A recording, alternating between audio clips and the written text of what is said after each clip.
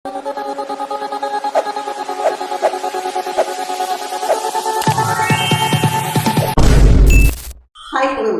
இந்த வீடியோ எந்த விஷயத்தை பற்றி பேச போகிறோம், யாரை பற்றி பேச போகிறோம் அப்படின்னு சொல்லி கேட்டோம் அப்படின்னா, பிரதமர் மோடி ரிட்டையர்மெண்ட் அறிவிக்க போகிறாரா அப்படின்ற கேள்வி பார்த்தோம் அப்படின்னா பலகட்ட அதிர்வலைகளை ஏற்படுத்தியிருக்கு. அட் த சேம் டைம் பார்த்தோம் அப்படின்னா இல்லைங்க அப்படிலாம் இருக்கிறதுக்கு வாய்ப்பே இல்லை அப்படின்னு சொல்லிட்டு விசிறித்தள்ளிட்டு போயிட முடியாத அளவுக்கு பார்த்தோம் அப்படின்னா அதுக்கு பின்னணியில் பல விஷயங்கள் பேசப்பட்டுக்கிட்டு இருக்கு அப்படின்னே சொல்லலாம். ஸோ திடுதிப்புன்னு பார்த்தோம் அப்படின்னா 10 வருஷமா ஆட்சியில் இருந்தாலும் கூட மோடி இருக்கார் இல்லையா, ஆர்எஸ்எஸ் தலைமையிடமோ இல்லை ஆர்எஸ்எஸ் தலைவர்களோட நெருக்கமோ அதிகமாக காட்டிக்கிட்டது கிடையாது அப்படின்னு சொல்லலாம்.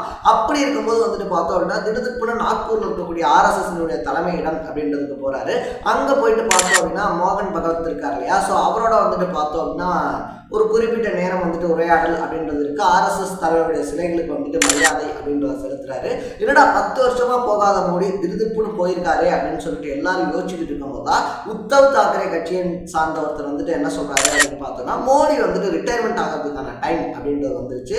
ஸோ மோடியினுடைய தலைமை அப்படின்றத ஆர்எஸ்எஸ் மாற்ற நினைக்கிறாங்க அப்படின்னு சொல்லக்கூடிய ஒரு அதிர்ச்சிகரமான விஷயத்த போட்டு உடைக்கிறாரு அப்படின்னு சொல்லலாம். என்னப்பா இது அப்படின்னு சொல்லி பார்த்தோம் அப்படின்னா இது இன்னைக்கு நேரத்துல பல வருஷமா பேசப்பட்டு இருக்கக்கூடிய ஒரு விஷயமா தொடர்ந்து இருக்கு அப்படின்னு சொல்றாங்க.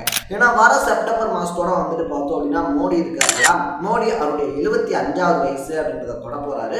ஸோ 75 வயசை தொட்டுட்டாலே பார்த்தோம் அப்படின்னா பாஜக முக்கியமான பதவிகள் கிடையாது அப்படின்றது எழுதப்படாத ஒரு விதியா இருக்கு அப்படின்னே சொல்லலாம்.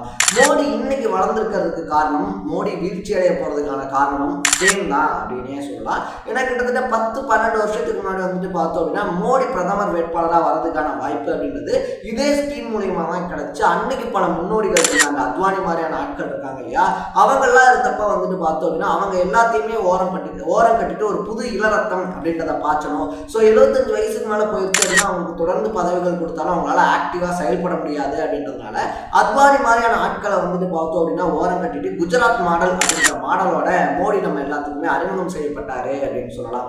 அது வரைக்கும் பார்த்தோம் அப்படின்னா குஜராத் கலவரம் இந்த மாதிரியான பேர்கள் அடிபட்டு இருந்த மோடி திடுதிப்புன்னு பிரதமர் வேட்பாளர் அப்படின்னு சொல்லி அறிவிக்கப்பட்டதுல அன்னைக்கு ஆர்எஸ்எஸ் பின்னணி ரொம்ப ஸ்ட்ராங்கா இருந்துச்சு. ஆர்எஸ்எஸ் சப்போர்ட்டும் மோடிக்கு அதிகமா இருந்துச்சு அப்படின்றது பின்னாட்கள்ல தெரிய வந்துச்சு அப்படின்னே சொல்லலாம். ஸோ அந்த மாதிரி பார்த்தோம் அப்படின்னா மோடியை பிரதமராக்குன அதே ஆர்எஸ்எஸ் தான் இன்னைக்கு மோடியினுடைய ஓய்வு அப்படின்றதையும் அறிவிக்க சொல்லியிருக்க ஒரு அழுத்தம் அப்படின்றத கொடுத்திருக்காங்க அப்படின்னு சொல்றாங்க.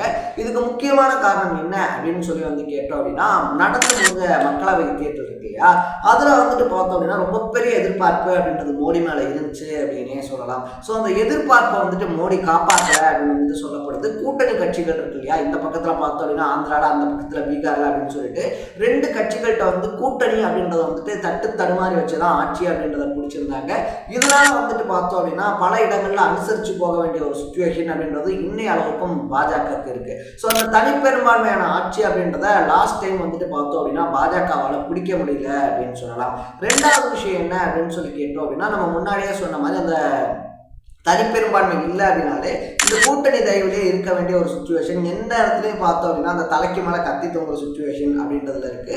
3வது சமீப காலமாகவே ஆர்எஸ்எஸ்க்கும் பாஜகவுக்கும் இடையில அந்த இருக்கக்கூடிய உறவு இருக்கு இல்லையா, அது அவ்வளோ சுமூகமானதா இல்லை அப்படின்னு சொல்லிட்டு அரசியல் விமர்சகர்கள் சொல்லிக்கிட்டு இருக்காங்க அப்படின்னே சொல்லலாம். நிறைய உச்சகட்ட மோதல்கள் அப்படின்றது இருக்கு, கருத்து வேறுபாடுகள் அப்படின்றது இருக்கு அப்படின்னு சொல்லிட்டு மோடியை பாஜக தலைமை இருக்காங்க இல்லையா அவங்க முழுக்க நம்புறாங்க. ஆனால் ஆர்எஸ்எஸ் தலைமை ஒரு புதிய மாற்று வேணும் அப்படின்னு சொல்லி நினைக்கிறாங்க.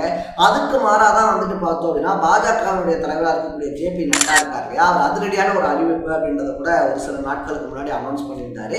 இனி பாஜக பார்த்தோம் அப்படின்னா தனித்து இயங்கக்கூடிய நிலைமை அப்படின்றது இருக்கு இல்லையா, அதை அடைஞ்சாச்சு அப்படின்னு சொல்லிட்டு. ஸோ இது இன்டைரக்டா ஆர்எஸ்எஸ்க்கு சொல்லப்பட்ட ஒரு கருத்து தான் அப்படின்னும் அன்னைக்கே பலகட்ட பேச்சுக்கள் அப்படின்றது எழுந்திருந்துச்சு அப்படின்னே சொல்லலாம். ஸோ இப்போ என்னப்பா சொல்ல வர, மோடி ரிட்டையர்ட் ஆகிதான் ஆகணுமா அப்படின்னு சொல்லி கேட்டோம் அப்படின்னா ஆர்எஸ்எஸ்னுடைய லாபி அப்படின்றது நான் நினைக்கிறத விட நீங்க நினைக்கிறத விட அது ரொம்ப பெரிய லாபி அப்படின்னே சொல்லலாம். ஆர்எஸ்எஸ் தலைவர்கள் ஒரு விஷயத்த நினைக்கிறாங்க, அதை செய்யணும் அப்படின்னு சொல்லி முடிவெடுத்துட்டாங்க அப்படின்னா அது மோடியா இருந்தாலும் சரி இல்லை மோடியுடைய டாடியா இருந்தாலும் சரி அவங்க செஞ்சு முடிக்கக்கூடிய அந்த மைண்ட் செட் அப்படின்றது இருக்கக்கூடியவங்க அப்படின்னு தான் சொல்லணும். ஆர்எஸ்எஸ் எந்த அரசியல் கட்சியுமே பார்த்தோம் அப்படின்னா அவ்வளோ ஈஸியாக இடம் போட்ட மாட்டாங்க. ஏன்னா அவங்களை பொறுத்த வரைக்குமே பார்த்தோம் அப்படின்னா தலைமையினுடைய உத்தரவுக்கு கட்டுப்படுவது இல்லையா, அதுதான் முதன்மையான செயல் அப்படின்னே சொல்லலாம். ஸோ இன்கேஸ் அவங்க மோடியை மாற்றணும், மோடி ரிட்டையர் ரிட்டையர்மெண்ட் அனௌன்ஸ் பண்ணி தான் ஆகணும் அப்படின்னு சொன்னாங்க அப்படின்னா அதுக்கு அந்த இடத்துல வேற மாற்று கருத்தே கிடையாது. இன்னும் சொல்ல போனோம் அப்படின்னா உத்தவ் தாக்கரே கட்சியை சேர்ந்த எம்பி சொன்ன மாதிரி இந்த ரிட்டையர்மெண்ட்டை பற்றி கலந்துரையாடுறதுக்கும் இந்த ரிட்டையர்மெண்ட்டை பற்றி பேசுறதுக்காகவும் தான் மோடி அங்கே போயிருக்காரு அப்படின்றது 90% உறுதிப்படுத்தப்பட்ட தகவலாக தான் இருக்குது அப்படின்னு சொல்லப்படுது. ஸோ மோடி கிட்ட ஆர்எஸ்எஸ் சொன்ன விஷயம் என்ன அப்படின்னு சொல்லி கேட்டோம் அப்படின்னா 10 வருஷத்துக்கு முன்னாடி உங்களுக்கு ஒரு விஷயம் சாதகமாக தெரிஞ்சிச்சு, ஆனால் இன்னைக்கு உங்களுக்கு அந்த நிலைமை அப்படின்றது வரும்போது அது பாதகமாக தெரியுதா அப்படின்ற மாதிரியான ஒரு கேள்வி கேட்கப்பட்டிருக்கு.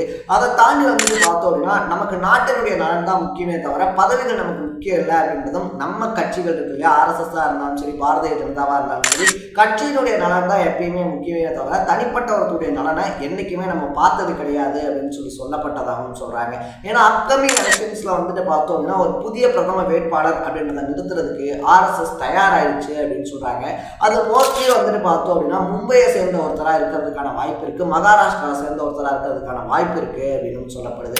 ஆல்மோஸ்ட் யோகி ஆதித்யநாத் தான் வந்துட்டு அடுத்த பிரதம அமைச்சர் இருக்காரு இல்லையா, ஸோ பிரதமருக்கான ரேஸ்ல முன்னாடி இருக்காரு அப்படின்னாலும் யாரும் எதிர்பாராத விதமா ஆர்எஸ்எஸ் கிட்ட தேவேந்திர பட்னாவிஸ் இருக்காரு இல்லையா, அவருக்கு ஒரு ஸ்ட்ராங்கான நல்ல பேர் இருக்கிறதுனால அடுத்த பிரதம வேட்பாளரா தேவேந்திர பட்னாவிஸ் இருக்காரு இல்லையா, அவர் வரதுக்கான வாய்ப்பும் எக்கச்சக்கமா இருக்கு அப்படின்னு வந்துட்டு சொல்றாங்க. இதனாலதான் வந்துட்டு மோடி ஆர்எஸ்எஸ் தலைமை இடத்துக்கு போகும்போதும் தேவேந்திர பட்னாவிஸ் இருக்காரு இல்லையா, அவரா இருந்தாலும் சரி நிதின் கட்கரியா இருந்தாலும் சரி அவங்க 3 பேருமே போய் மீட் பண்ணியிருக்காங்க அப்படின்னு சொல்லப்படுது.